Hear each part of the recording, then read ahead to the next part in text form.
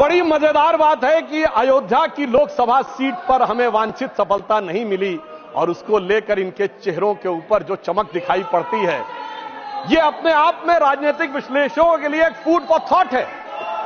क्योंकि इस प्रकार का एक वातावरण इस देश में बनाया गया कि एक वर्ग के लिए all eyes should be on Rafah, चाहे किसी को पता हो रफा है क्या, कहां है, ये ना पता हो, पर दूसरे के लिए all eyes should not be on Ayodhya.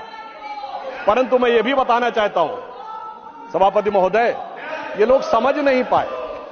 Ayodhya में जब हमें वांछित सफलता नहीं मिली तो हमारे विरोधी बता क्या रहे हैं? देखिए साहब, आप अयोध्या हार गए, बस्ती हार गए, प्रयागराज हार गए, चित्रकूट हार गए, नासिक, रामटेक और रामेश्वरम, यानी भगवान राम से जुड़े सारे स्थलों के बारे में बता रहे हैं कि यहां भारतीय जनता पार्टी को वास्तविक, जैसे कई तो ऐसी सीटें थी, रामेश्वरम कभी नहीं जीते थे।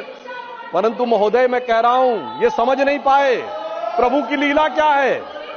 जो लोग ये कहते थे कि राम हुए नहीं, इसका सबूत दो, वो उत्तर से दक्षिण तक राम से जुड़े स्थानों का सबूत दे रहे हैं कि अयोध्या भी राम से जुड़ी थी, बस्ती भी जुड़ी थी, प्रयागराज भी था, रामटेक भी था, रामेश्वरम भी था।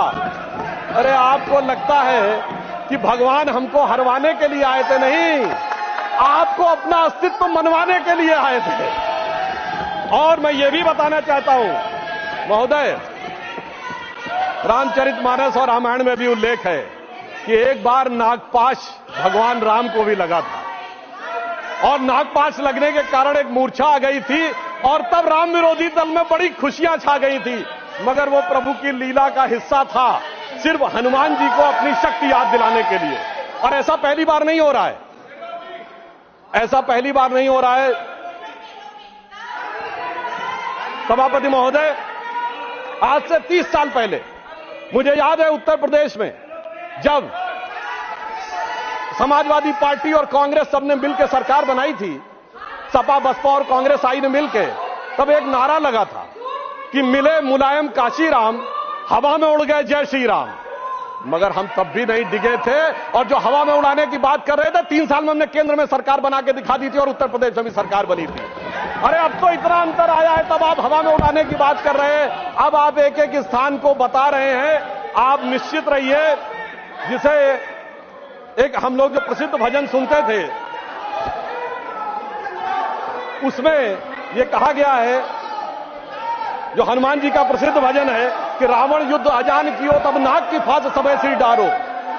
परंतु चिंता मत करिए, वो शक्ति पुनः जागृत हो रही है और वो जागृत होकर हमें पुनः वहां तक पहुंचाने का प्रयास रखेगी। और एक मैं गंभीर बात करना चाहता हूं, श्री राम का विषय हमारे लिए हार जीत का विषय नहीं है। हम 2 सीटों की पार्टी थे, तब भी उतनी श्रद्धा और निष्ठा के साथ खड़े थे।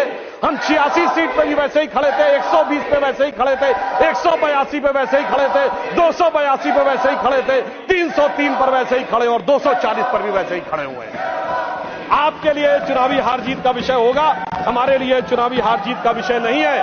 परंतु हमें लगता है कि भारतीय समाज में यदि कुछ लोगों के मन में अभी भी इसको लेकर हो सकता हमारी तपस्या में कोई कमी रही हो, तो मैं ये कहना चाहूंगा भारत के सभी लोगों से, अटल बिहारी वाजपेयी जी की कविता की वह प्रसिद्ध पंक्ति जो उनकी कविता थी, आओ मिलकर दिया जलाएं, तो मैं इसके लिए कहना चाहूंगा कि अभी हमारा यह प्रयास बाकी है।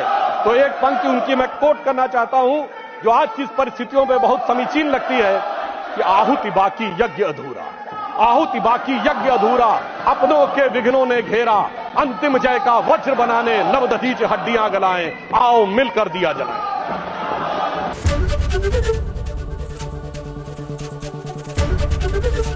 एबीपी गंगा, खबर आपकी, जुबान आपकी।